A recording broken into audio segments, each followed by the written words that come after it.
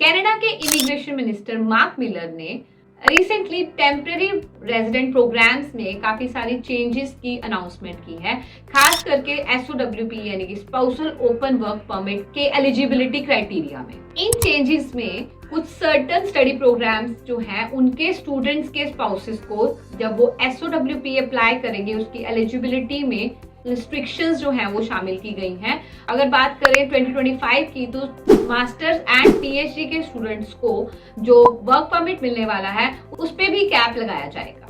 आने वाले 3 सालों में इंटरनेशनल स्टूडेंट्स के जो स्पाउसेस हैं या जो उनके कॉमन लॉ पार्टनर हैं उनके लिए 50,000 से भी कम SOWP उनको जो है जारी किए जाएंगे। IRCC अब वर्क परमिट की एलिजिबिलिटी को भी जो हाईली स्किल्ड स्टूडेंट्स हैं उनके ही स्पाउसेस को उनके तक ही रिस्ट्रिक्ट करने जा रहा है। इन चेंजेस के कारण अगले आने वाले 3 सालों में ये SOWP जो है वो 1 लाख से भी कम हो जाएगा। अभी तक SOWP को रिस्ट्रिक्ट करने को लेकर कोई भी ऑफिशियल इंस्ट्रक्शंस जो है वो जारी नहीं की गई हैं, लेकिन इसी साल अप्रैल 30 में ये अनाउंस किया गया था कि उन्हीं इंटरनेशनल स्टूडेंट्स के स्पाउसेस को जो है वर्क परमिट यानी कि SOWP जारी किया जाएगा, जिनके जो स्पाउसेस हैं वो मास्टर या फिर डॉक्टरल प्रोग्राम्स में ऐसे डिग्री प्रोग्राम्स कर रहे हैं। उनमें से कुछ एक डिग्री प्रोग्राम्स मैंने आपके साथ शेयर किए हैं इस पिप के द्वारा, आप इसको देख लीजिएगा।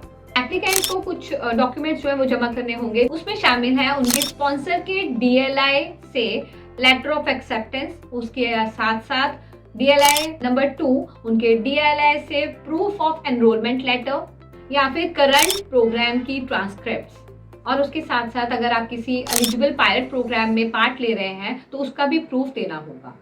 एंड इसके साथ साथ कुछ और इम्पोर्टेंट डॉक्यूमेंट्स जैसे कि आपका रिलेशनशिप प्रूफ आपको दिखाना रहेगा।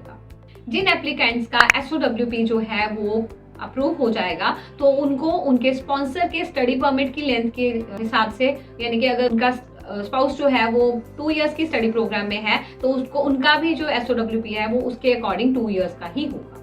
इस साल कनाडा में IRCC ने काफी सारे चेंजेस किए हैं स्टडी परमिट कैप के साथ साथ। अगर आपने PGWP अप्लाई करना है उसके लिए आपको पहले अपना लैंग्वेज प्रोफिशिएंसी टेस्ट जो है वो क्लियर करना होगा। इसके अलावा अगर बात करें टेम्पररी रेजिडेंट प्रोग्राम्स की तो आने वाले टाइम में इमिग्रेशन की तरफ से इसके बारे में भी चेंजेस करने का प्लान किया जा रहा है। 2023 में टेम्पररी रेजिडेंट्स जो है वो 2 मिलियन से भी ज्यादा थे।